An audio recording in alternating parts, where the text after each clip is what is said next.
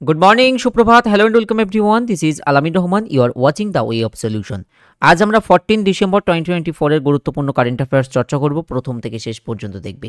এবং আজ কিন্তু স্যাটারডে, আজ শনিবার, আজ কিন্তু 5 PM তোমাদের জন্য TWS একাডেমি অ্যাপে WBP কেপি স্পেশাল আমরা একটা মেগা 85 নম্বরের মক টেস্ট এবং স্কলারশিপ টেস্ট অ্যারেঞ্জ করছি। তোমরা সকলেই কিন্তু পার্টিসিপেট করবে, টেলিগ্রামে যুক্ত থাকবে, তাহলে কিন্তু তোমরা টেস্ট কিভাবে দিতে হবে সেই ভিডিও এবং লিংক তোমরা পেয়ে যাবে। কমপ্লিটলি ফ্রি টেস্ট, তাই সকলকে বলবো আজ বিকাল 5টায় তোমরা টেস্টে অংশগ্রহণ করবে অবশ্যই।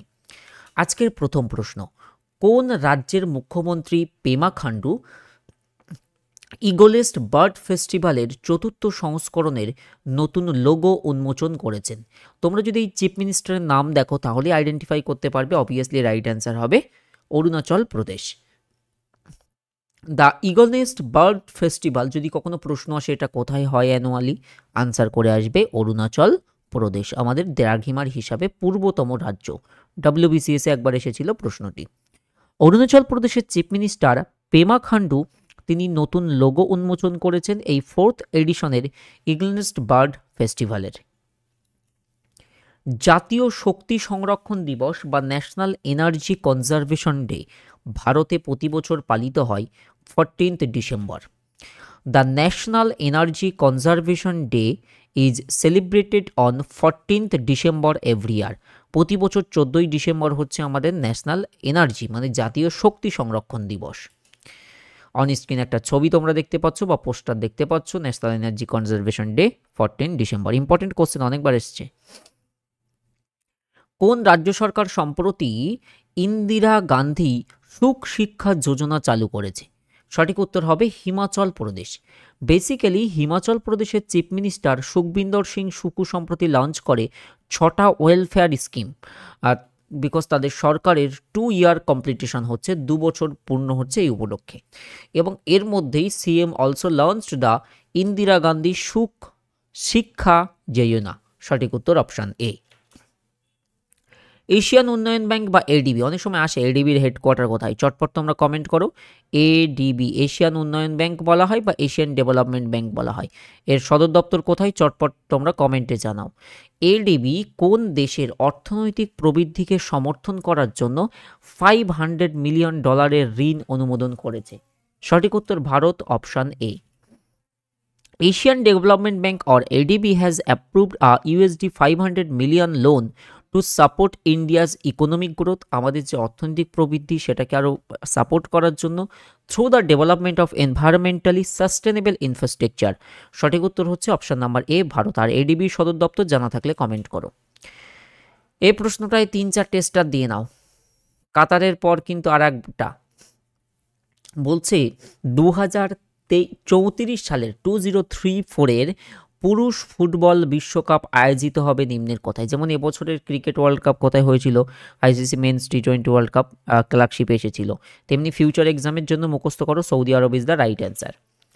অন 11 ডিসেম্বর 2024 ফিফা মানে এই যে ফুটবলের নিয়ন্ত্রক সংস্থা, যেমন ক্রিকেটের ক্ষেত্রে আইসিসি, তেমনি ফিফা কনফার্ম দ্যাট, ফিফা নিশ্চিত করেছে যে 2034 সালের men's football world cup will be hosted by Saudi Arabia. Saudi Arabia আয়োজন করবে। তাহলে 2000 এবং আপকামিংগুলো একটু দেখে নাও, এগুলো আমি আপকামিংগুলো অ্যাড করে দিয়েছি। আপকামিং এর মাঝখানে 2026-এ বসবে। 2026 সালের বিশ্বকাপের আসর বসছে যুগ্মভাবে মেক্সিকো, কানাডা আর আমেরিকা। আর 2030 সালে বসবে স্পেন, পর্তুগাল, মরক্কোয়, এবং একটি করে ম্যাচ হবে আর্জেন্টিনা, প্যারাগুয়ে ও উরুগুয়েতে। ক্লিয়ার? এই জন্য এগুলো মাল্টিপল আছে, অ্যাড করে দিলাম। আর 2034 সালেরটা হবে সৌদি আরব। আমি কারেন্ট অ্যাফেয়ার্সে হোমওয়ার্কটাও এই রিলেটেড রেখেছি তোমাদের, যে 2022 সালের ফিফা ওয়ার্ল্ড কাপ যেটা হয়ে গেল রিসেন্টলি, সেটা কোন দেশে অনুষ্ঠিত হয়েছে এটা তোমরা কমেন্ট করবে। আর প্রথম খেলো ইন্ডিয়া যুব গেমস কোথায় অনুষ্ঠিত হয়? খেলো ইন্ডিয়া যুব গেম, তো এটা দিল্লিতে বসেছিল 2018 সালে প্রথম সংস্করণ। আজকে এই যে ফ্রি টেস্ট আছে সেটার পোস্টার এটি রয়েছে, অনলাইন ফ্রি মক টেস্ট। অনেকে জিজ্ঞেস করবে কখন দেবো, বিকাল 5টা থেকে 6টায় তোমাকে দিতে হবে। 6টায় টেস্ট শেষ, 6:15 অনওয়ার্ডস আমরা কিন্তু অ্যানালিসিস ক্লাস করব। আর টপ 50 স্টুডেন্টদেরকে আমাদের ব্যাচে অ্যাডমিশনের জন্য বিশেষ ছাড় দেওয়া হবে। টেস্ট দিতে TWS একাডেমি অ্যাপ ডাউনলোড করো, অ্যান্ড টেস্টের যে লিঙ্ক হবে, কিভাবে টেস্ট দিতে হবে সেই লিঙ্কে প্রথমে ক্লিক করবে, ক্লিক করলে অ্যাপের মধ্যে টেস্ট ওপেন হয়ে যাবে। ওকে, তো লিঙ্কটা আমরা কোথায় শেয়ার করি? আমাদের টেলিগ্রামে, একদমই ফ্রি, তোমরা পার্টিসিপেট করো। এটা হচ্ছে এই শনিবার, মানে আজকের প্ল্যান। আগামীকাল সানডে তোমাদের জন্য আমরা একটা WBPর একটা প্র্যাকটিস ব্যাচ নিয়ে আসছি। বিরাট ডিমান্ড ছিল ক্লার্কশিপের পর যে আমাদের WBPর প্র্যাকটিস ব্যাচ, তো তোমরা রবিবার পেয়ে যাবে। 2 দিনের প্রথম ইন্ডিয়া মেরিনটাইম হেরিটেজ কনক্লেভ 2024 কোথায় কনক্লুড বা সম্পন্ন হয়েছে রিসেন্টলি? সঠিক উত্তর নিউ দিল্লি। দেখতে পাচ্ছ ইন্ডিয়া মেরিনটাইম, এটা কিন্তু হেরিটেজ কনক্লেভ, এটা প্রথমবার হলো এটা। ওকে, 2 দিন ব্যাপী first India maritime heritage conclave 2024 concluded in New Delhi on 12 December 2024, নতুন দিল্লিতে সম্পন্ন হয়েছে। কোন সংস্থা, এই নিউজটা দেখে আমিও অবাক হয়ে গেলাম, নিউজটা দেখো, বলছে কোন সংস্থা? উইলো, জিনিসটার নাম হচ্ছে উইলো। উইলো নামে একটা কোয়ান্টাম কম্পিউটিং চিপ, এমন একটা চিপ চালু করেছে যে চিপ বিরাট ফাস্ট কাজ করবে। তো এটা কোন সংস্থা ডেভেলপ করেছে? গুগল করেছে। তো ঘটনাটা দেখো, বলছে গুগল রিসেন্টলি আনবিলিভড, মানে গুগল সম্প্রতি জানিয়েছে বা উন্মোচন করেছে ইটস নেক্সট জেনারেশন, মানে পরবর্তী প্রজন্মের কোয়ান্টাম কম্পিউটিং চিপ কল্ড, যার চিপের নাম হচ্ছে উইলো। তো এই উইলোর কাজ কি হবে? বলছে এটা 5 মিনিটের মধ্যে একটা গণনা করে দেবে, মানে কোনো একটা কাজ এই গুগলের উইলো 5 মিনিট টাইমে কমপ্লিট করে দেবে কোনো একটা টাস্ক। আর সেই টাস্কটা যদি আজকের ডেটের আমরা দ্রুততম সবচেয়ে ফাস্টেস্ট সুপার কম্পিউটারে সেই কাজটা করি, তাহলে এখানে তথ্য এসছে যে 10 সেপ্টিলিয়ন বছর সময় নেবে। তো 10 সেপ্টিলিয়ন বছর সময় নেবে মানে সেইটা কতটা? সেটা হচ্ছে একের এই পরে এতগুলো শূন্য আছে, এত বছর সময় লাগবে। সেটা নাকি 5 মিনিটে করে দেবে এই উইলো নামক কোয়ান্টাম চিপ। বুঝতে পেরেছো তাহলে কতটা ফাস্ট হবে? কে সম্প্রতি, এটাও স্টার করে নাও, কে সম্প্রতি বিশ্বের সর্বকনিষ্ঠ দাবা বিশ্ব চ্যাম্পিয়ন হয়েছেন? ডি গুকেশ, চেন্নাইয়ের ডি গুকেশ, মনে থাকবে। 18 ইয়ার ওল্ড, 18 বছর বয়সী, একদম ইয়ং টিনেজার ইন্ডিয়ার ডি গুকেশ ফ্রম চেন্নাই। তিনি চাইনিজ একজন গ্র্যান্ড মাস্টার এই তিং লিরেনকে পরাজিত করে youngest FIDE world chess champion হলেন। অর্থাৎ দাবাতে, চেজে বিশ্ব চ্যাম্পিয়ন ভারতের ডি গুকেশ সর্বকনিষ্ঠ হিসেবে দাবায় বিশ্ব চ্যাম্পিয়ন হওয়ার রেকর্ড করেছেন সম্প্রতি D Gukesh.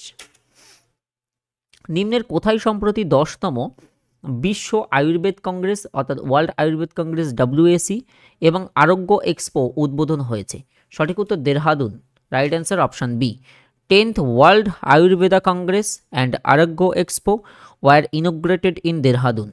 Central theme for WAC 2024 is, এর যে মুখ্য থিম ছিল সেটা হচ্ছে digital health and Ayurveda perspective. এবার কারেন্ট অ্যাফেয়ার্স রিভিশনে যাব, তার আগে 10 নম্বর ফাইনাল প্রশ্ন দেখো। টাইম ম্যাগাজিন একটা বিষয় করে, সেটা হচ্ছে পার্সন অফ দ্য ইয়ার।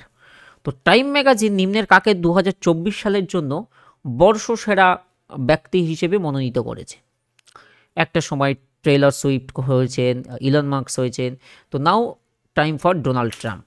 তো basically time magazine has named president elected Donald Trump as it's person of the year for 2024। অর্থাৎ 2024-এর বর্ষসেরা ব্যক্তি বা টাইম ম্যাগাজিনের পার্সন অফ দ্য ইয়ার হলেন ডোনাল্ড ট্রাম্প, এবং এটা তার সেকেন্ড রিকগনিশন, দ্বিতীয় স্বীকৃতি। 2016-তেও তিনি একবার হয়েছিলেন। তোমাদেরকে জানিয়ে রেখে আমাদের combo batch WBP, KP, SSC, rail সমস্ত পরীক্ষাকে টার্গেট করে, কারণ এটা কম্বো ব্যাচ। এই জন্য তোমাদের এই ব্যাচের ফিস 2100, এটাতে জয়েন করলে ফুল প্রিপারেশন হয়ে যাবে। আর যারা কিনা অনলি রেলওয়ে টার্গেট করছো, রেলওয়ে ফাউন্ডেশন ব্যাচ 2 তোমাদের জন্য রয়েছে।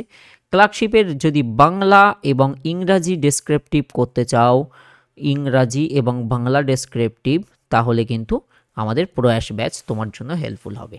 আর WBP, KPর প্র্যাকটিস ব্যাচ কিন্তু নেক্সট সানডে আসছে with very affordable price. Connected থাকো, আমাদের সঙ্গে জানতে পারবে। ব্যাচে যুক্ত হতে পেইড কোর্স সেকশনে তোমরা ক্লিক করবে, ক্লিক করলে যে ব্যাচ আসবে সেখানে বাই নাও এ তোমরা পেমেন্ট কমপ্লিট করলে মাই কোর্সেসের মধ্যে ব্যাচটিকে তোমরা খুঁজে পাবে। ওকে, কুইক রিভিশন স্টার্ট হচ্ছে, মন দিয়ে দেখতে থাকো। আর WPKP সাকসেস গাইড বইয়ের কিন্তু স্টক অ্যাভেলেবেল, অনেকে খোঁজ নিয়েছিলে, স্টক অ্যাভেলেবেল, তাহলে কিন্তু অর্ডার করতে পারবে। TWS অ্যাপ থেকে সরাসরি অর্ডার করা যাবে, ফ্রি ডেলিভারি, অ্যাড্রেসটা কিন্তু কারেক্ট দেবে অনুগ্রহ করে।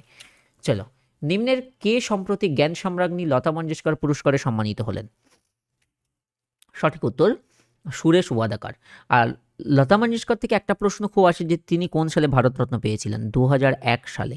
এই প্রশ্নটা খুব আসছে, 2001 সালে। দেখো, প্লেব্যাক সিঙ্গার সুরেশ ওয়াদাকার সম্মানিত হয়েছেন জ্ঞান সম্রাজ্ঞী লতা মঙ্গেশকর অ্যাওয়ার্ডে, এবং তিনি 2020-তে পদ্মশ্রী পুরস্কারও পান। আর যদি আমরা লতা মঙ্গেশকরের কথা বলি, 2001 সালে তিনি কিন্তু ভারতরত্ন, আমাদের ইন্ডিয়াস হাইয়েস্ট সিভিলিয়ান অ্যাওয়ার্ড পেয়েছিলেন।